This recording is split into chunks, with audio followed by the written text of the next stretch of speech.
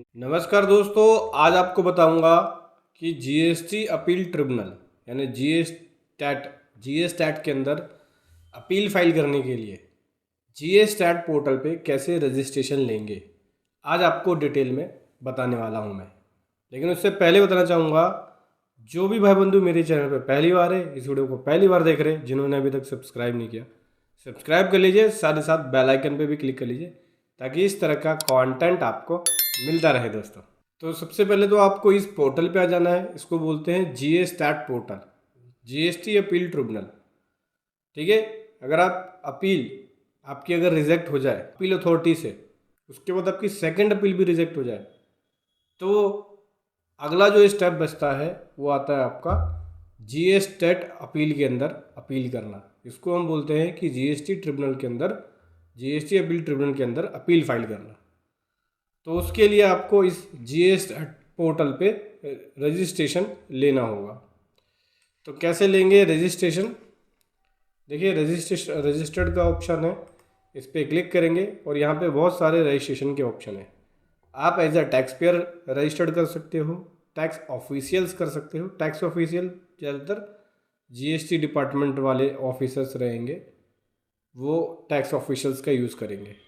Temporary ID ले सकते हो, टेम्प्ररी रजिस्ट्रेशन ले सकते हो। ऑथराइज सिग्नेचरी जो है वो ले सकता है, advocate, legal representative, any other. ठीक है। इस वाले कॉलम के अंदर chartered accountant, company secretary, cost accountant, advocate, representative, authorise person जो है वो सभी रजिस्ट्रेशन ले सकते हैं। ठीक है। चलिए, मेरे पास यूज़र मैनुअल है, इस यूज़र मैनुअल के जरिए बताता हूँ कैसे रजिस्ट्रेशन लेना होगा। तो सबसे पहले तो आपको रजिस्टर्ड वाले बटन पे क्लिक कर लेना है। जैसे ही रजिस्टर्ड वाले बटन पे क्लिक करोगे, जैसा कि मैंने आपको बताया, यूज़र रोल आएगा कि आप रजिस्टर्ड कैसे कर रहे हो। जैसे कि एग्जांपल के लिए आप कर रहे हो रजिस्टर्ड एज टैक्स पेयर, तो जैसे ही as registered as tax payer लोगे तो इस प्रकार से विंडो ओपन होगी। सबसे पहले आपको जीएसटी नंबर फिल करना पड़ेगा और कैप्चा डालेंगे। फिर फैच डाटा पे क्लिक करेंगे तो ऑटोमेटिक जीएसटी पोर्टल से आपका mobile number, name, jurisdictions, login ID, address, pin code और डेजिग्नेशन निकाल देगा। जीएसटी पोर्टल से उठा लेगा। ईमेल आईडी भी जीएसटी पोर्टल से उठा लेगा। यहाँ पे लॉगिन आईडी, जीएसटी नंबर जो है वही सेम लॉगिन आईडी होगी अगर रजिस्टर्ड है टैक्स पेयर करते हो तो। ठीक है। तो जैसे ही आप फैच डाटा पे क्लिक करोगे, इसमें आपका ईमेल आईडी और फ़ोन नंबर वेरीफाई करता है। देखिए, मोबाइल नंबर आ गया और ईमेल आईडी आ गया।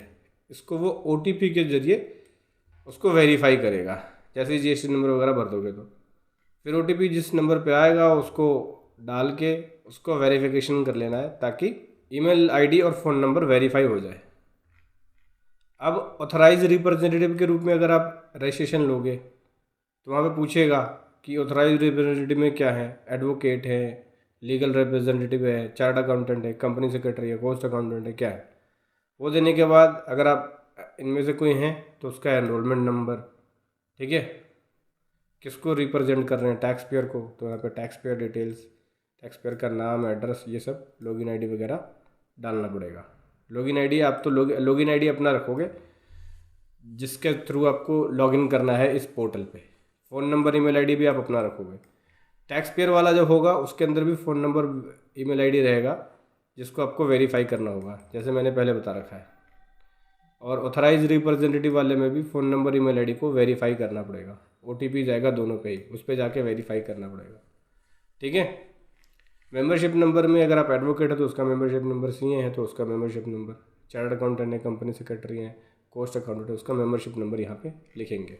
समझ में आया? इस प्रकार से आप जब सब कुछ वेरीफाई कर लेंगे, उसके बाद ऑथराइज रिप्रेजेंटेटिव वाले में, जैसे कि अगर आप एडवोकेट हैं, कंपनी सेक्रेटरी हैं, सी हैं, तो उस केस में आपको डॉक्यूमेंट अपलोड करना पड़ेगा।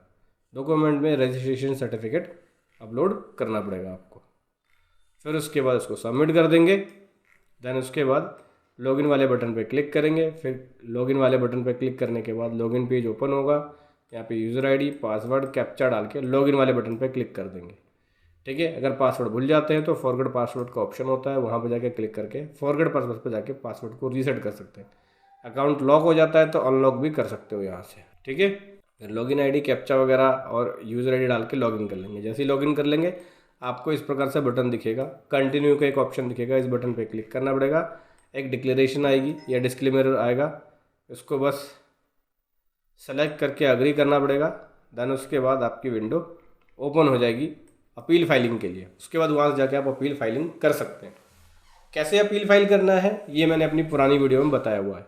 और दोस्तों अगर आप हमारी पेड प्रोफेशनल सर्विसेज लेना चाहते हो GSTAT पोर्टल पे अपील फाइलिंग का, तो वो भी ले सकते हो, जिसका लिंक वीडियो के डिस्क्रिप्शन में मिल जाएगा, जहाँ पे आपको बेस्ट प्रोफेशनल के द्वारा ये पेड सर्विसेज दी जाती है। वीडियो कैसी लगी ज़रूर बताएं। Thank you so much. जय हिंद, वंदे मातरम।